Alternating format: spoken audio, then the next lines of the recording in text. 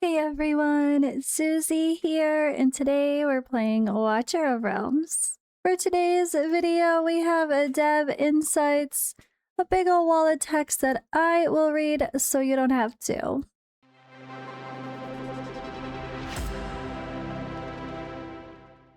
Alright, yeah, this is the normal dev insights that was posted on yesterday, the 6th of June. Not the Hot Topics version, so usually the really big, highly upvoted suggestions are saved for Hot Topics, but sometimes we get some little teasers here of things to come, or heroes that are likely to be buffed. Alright, so let's just dive right in here. Question 1, hero or category?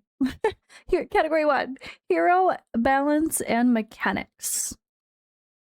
Question 1. Could Gwendolyn's Awaken 3 effect be updated to apply to all allies within her range and reset during longer battles? Gwendolyn's current A3 design is tuned to be a clutch one-time safety net to save a unit, which directly aligns with her core identity as a burst protection healer rather than an ongoing wide area shielder. Making it a reoccurring AoE effect could overtune her survival kit and throw a wrench into team comp balance. That said, we're actively keeping an eye on her usage rates and successful clearing rates through across higher play. If meta shifts leave her imbalanced down the line, we'll gladly reevaluate.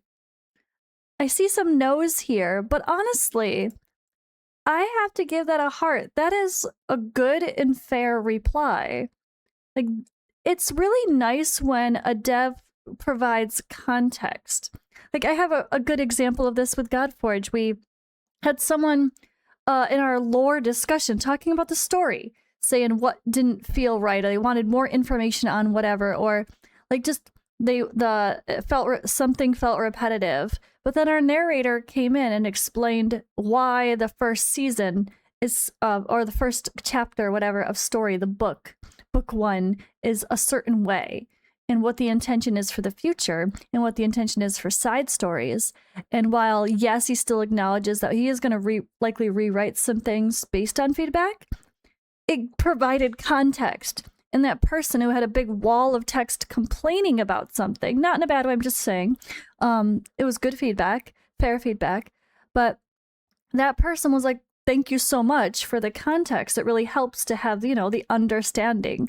And that's so true in this game too. Like, we're, as players, we have our own opinions on how something should be when we see a kit. But that might not be the dev's intention. And that doesn't mean the devs are correct. I know they make their game, but sometimes the devs have an idea for something and it doesn't execute in the way that they think it will with the community. Like, the community doesn't use it the way they expect. But maybe there's a reason for that. And based on their description, if they are correct, which I'm guessing they are in this case, she might be way too overtuned if she's too good. And she might become the best in slot for a survivability unit, especially of the Northern Throne. I don't think limited characters have got to stop becoming the best in slot, because it creates that FOMO and stress. They can't be the best. They shouldn't be the best anyway. This game likes to make it so, but at least they give reoccurring banners and choose your own so you can get them in the future. That is one thing we have to give them props for. But yeah, I wanted to take a moment and talk about this because that's actually really important to consider. Like, while we want every character to be amazing and top tier, there's also balance to be mindful of. And if she gets overtuned and becomes suddenly the best, everyone's going to complain that they've never run a Gwendolyn banner again, and blah, blah, blah, blah, blah, or they don't run up banners often enough, and it's not fair. I don't get that hero either. She's not in the normal pool. I can't pull her, la, la, la, la, la. She can't become the best. I don't think she should become the best. But they explained her intentions to be like a bonus last minute kind of jump in and survive someone tactic.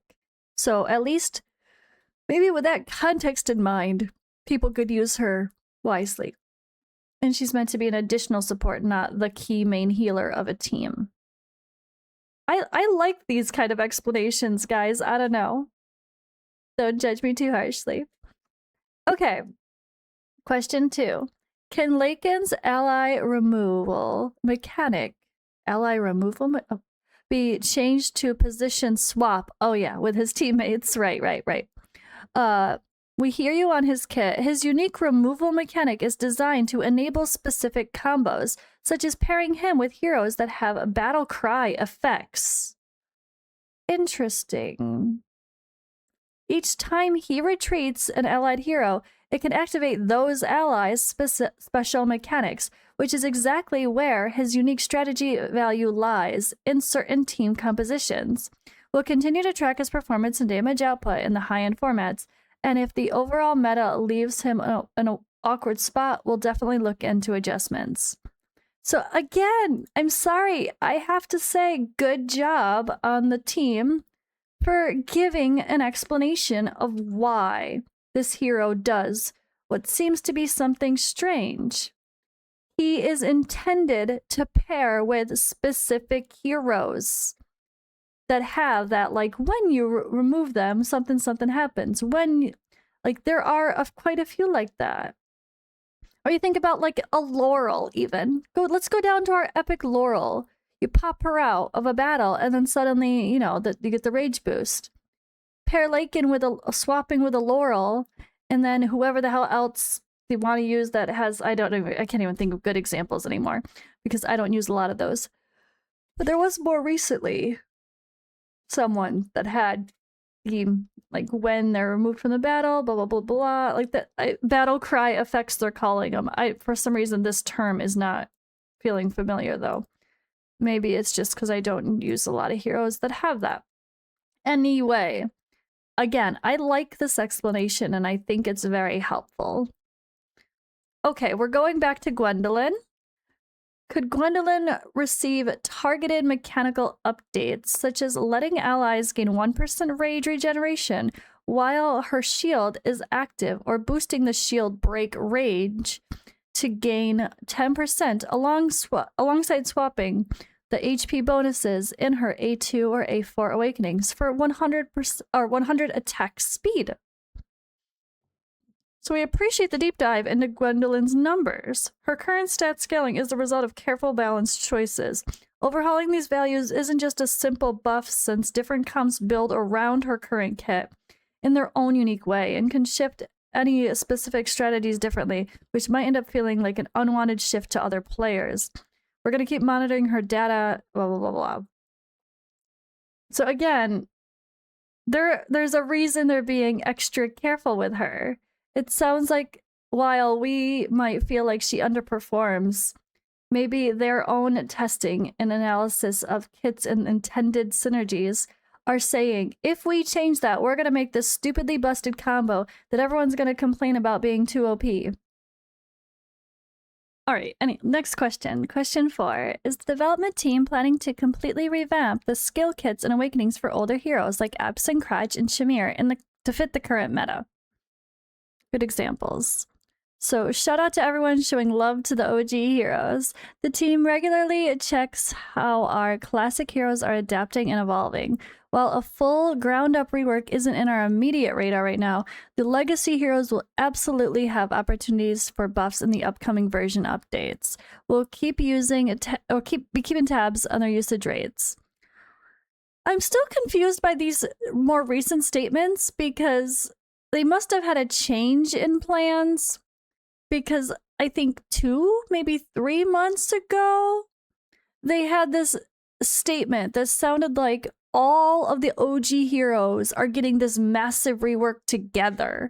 The way it was worded made it sound like there's this big rejuvenation, whatever, in progress. I don't remember the terms. I'd have to go find it. But it really made it sound like it was already a plan to have some massive rework of like a lot of OG heroes. The wording was very different than what they've been doing lately. So it kind of just sounds like now we're just going to randomly buff them as the time comes.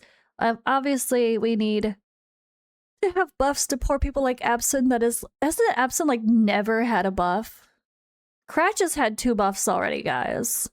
I happen to quite like Shamir's usage for what it is, but he could do with adding like something new to his meta to make him have synergy with something else on top of it. It's not hard to get crazy attack speeds on him nowadays with the crazy gear we have. So you can build Shamir with insane good attack speed, and he's a powerhouse for stalling and crowd control, but it's a very niche use. But hey, some characters are intended for one specific thing, and that can be okay too, so I'm not always mad at those decisions. All right, anyway, question 5, is there an upcoming buff schedule for Rivenhald's baseline skill values, ultimate cost, or his faction lord scaling? Okay, this was mentioned like 2 or 3 dev insights ago as well. Good news for everyone running Northerner comps. Adjustments for Rivenhald's skill kit and his faction lord skill are already in our optimization radar.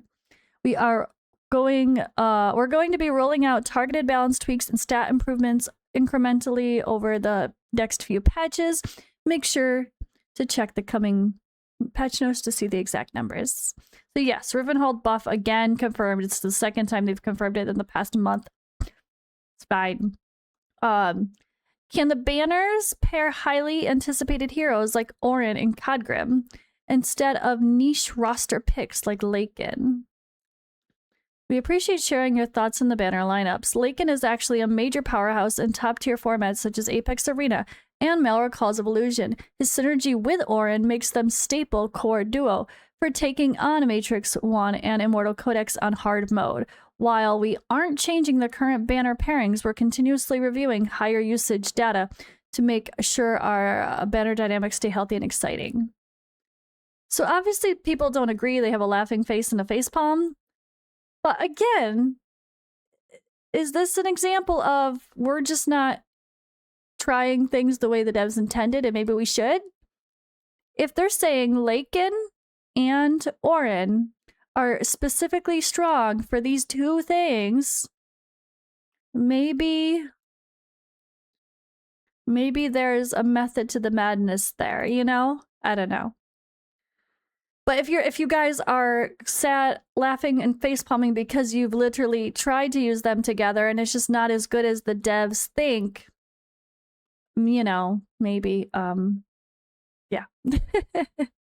Maybe they are just needing to reevaluate their numbers. Okay. Is the development team planning to upgrade all 1-tile melee fighters to a minimum base range of 2 tiles? It is such a weird thing to have a 1-tile fighter these days. We understand how crucial base attack range is for your frontline layouts. We're already planning to roll out targeted range optimizations and kits adjustments to our classic 1-tile melee fighters incrementally in our upcoming version updates. So yeah, sounds like that is something that when those heroes get buffs, that is likely to be part of it. All right, category 2, gear and progression. Will healer exclusive amulets be allowed to roll attack speed as a primary stat to enhance healing consistency? We've logged the feedback regarding adding attack speed as a primary stat option for healer exclusive amulets. The team is currently looking into this optimization for our upcoming development plans, so keep eyes peeled for future patch notes. Woohoo! Will the reward yields drop for mythic extracts be increased to align with the current insignia influx? So great call out on the current resource balance. We've noticed the bottleneck shifting toward mythic extracts. Yeah, it's so true. I am always surprised at how few I have. We're going to keep a close eye moving forward and tweak the specific outputs. To be fair, like how often do we really farm promotion raids? Like never? So maybe we just need to work in a 10 pop of promotion raids here and there a little more often, or a 20 pop with some quick battles. I definitely don't do them unless the game makes me do them. All right. Is there a systemic safety counter or stat selection overhaul coming to improve the rolling experience of rare transmutation gems? Our developers are already hard at work putting together an overhaul for the entire transmutation gem loop. This optimization pass is locked in for our upcoming June version update and is heavily focused on delivering a much smoother and more rewarding gear rolling experience. For more details, check out our latest hot topics. I was going to say, wasn't that literally what I put on my banner last? Yes, it was. Category 3, summons and forge. Will a progressive pity be integrated into the exclusive artifact forge feature during raid-up events? We've been tracking community feedback regarding exclusive artifact forging raids. To make the crafting system feel more rewarding, the dev team is currently mapping out optimizations to improve the acquisition experience for both exclusive artifact rate-up banners and standard artifact forges. More details will be shared in our upcoming update logs. Okay. They are working out optimizations on that. All right, new content feels a bit locked under behind older limited heroes that rarely return, making it tough for new players to catch up. Can we get more frequent rerun banners or eventually add these limited units to the rare summoning pool after releasing for 12 to 8 months?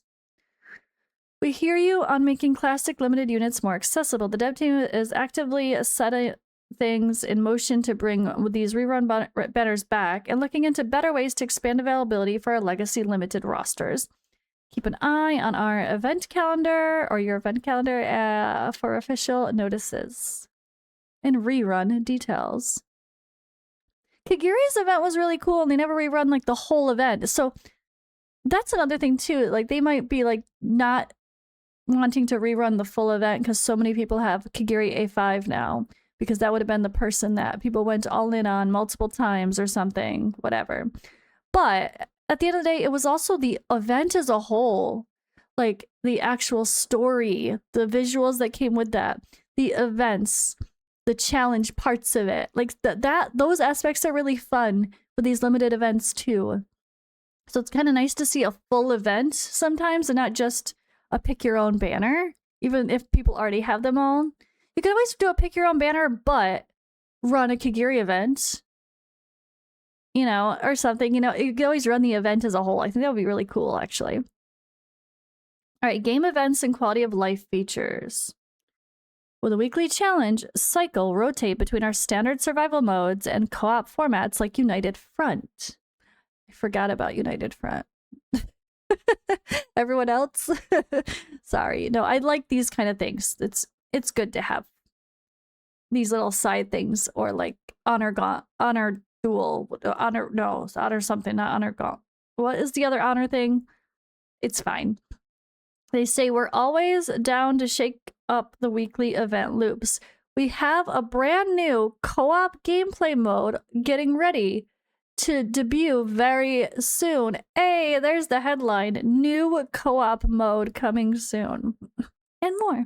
Once that lands, United Front will also officially step into a regular rotation alongside Zombie Invasion to keep your weekly challenges fresh and exciting.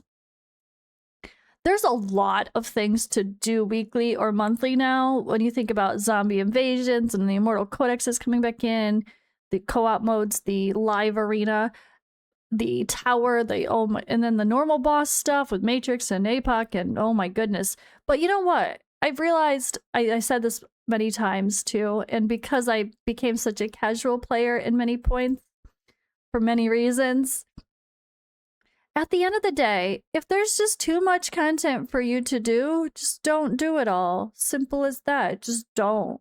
If you don't like Arena, just don't do it. To be fair, it hardly hurts your experience. If your experience is frustrated by doing a certain mode, just don't do it. It's like, it's such a simple answer, but I wish when I played Raid Shadow Legends back in the day and was so obsessed and so stressed about having to do every single daily, every single day, or life is over, or every single whatever like thing that happened. If you didn't do it, oh my god, why are you even playing? No, that's not realistic. Realistic is, I don't have time to do Zombie Invasion. I didn't do it yet. You know what? It's fine. I'll do it next round. Oh my god, I missed one whole summon. Life is over. You know, like, that one RNG summon could give me one extra in Titanic Ruins the next week reset. So I think we need to also, like, some people get overwhelmed by too many weekly challenges and more and more and more. And some people are the opposite. They want more and more and more. So I think providing more content is good, even if it feels overwhelming. If players can learn the mindset that I have over the past couple years, you don't have to do it all. So just don't. If you don't want to, just don't do it. Simple enough. Best advice ever. Games are supposed to be fun. If something isn't fun, just skip it and pretend it's not there. Okay. Can a dedicated filter option be, can a dedicated filter option to sort equipment directly by battle power be added to the gearing page? Interesting. Such straightforward but massive quality of life upgrade. We've taken the suggestion to heart, and a dedicated sort by BP toggle is officially being added to our upcoming UI optimization roadmap. This will make sorting your top gear setups much faster down the road. Okay.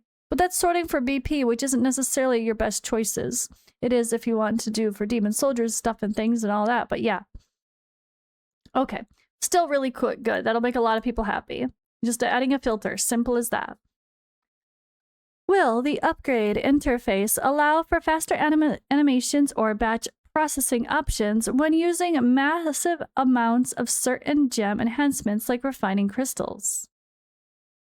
The team is currently evaluating bulk consumption mechanics for our gem enhancements. We're planning to roll out batch processing options in our upcoming patches to make large-scale gem enhancement much faster and more intuitive. Can a bulk sell feature be introduced directly into the summary display window after large-scale forging sessions? We're all about making your post-crafting cleanup fast and easy. We're completely on board with this one. The bulk sell feature for artifacts has already been fast-tracked into production and is scheduled to launch within our next 2 to 3 version patches. Bulk crafting, good. Bulk processing, good. All right, sounds like a pretty good dev insights overall. We had a lot of teasers for upcoming quality of life, even the simple stuff like adding a dang filter. It sounds like a new co-op mode is coming. And they clearly addressed the intentions around characters like Gwendolyn and Lakin that might feel too niche or maybe underpowered. There's context here. So I really like when they give context of why they're hesitant to change something. So I appreciate that. Let me know what you guys think in the comments below. Thank you guys for watching, and I'll see you in the next one. And if you haven't already, be sure to check my videos out here, reading through the kits of some of the newest heroes. Another edition of I Read It, so you don't have to.